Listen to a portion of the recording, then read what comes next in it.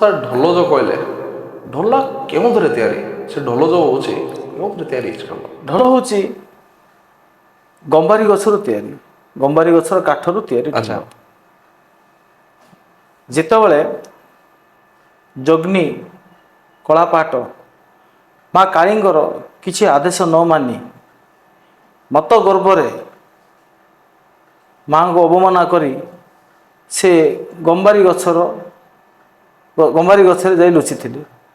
ସେ ତ ଯୋଗମାୟା ମା କାଳୀ ନିଜେ ଯୋଗ ଧ୍ୟାନ ବଳରେ ଜାଣିପାରିଲେ ଯେ ଜଗ୍ନି କଳାପାଟ ଗମ୍ଭାରୀ ଗଛରେ ଲୁଚିଛନ୍ତି। ସେ ଗମ୍ଭାରୀ ଗଛ ପାଖକୁ ଯାଇ ତେନ୍ତୁଳି ଛାଟରେ ଯେତେବେଳେ ତାକୁ ପ୍ରହାର କଲେ ସେ ଧୁମ୍ ଧୁମ୍ ଧୁମ୍ ଢୋଲ ଭଳି ଆବାଜ ହେଲା।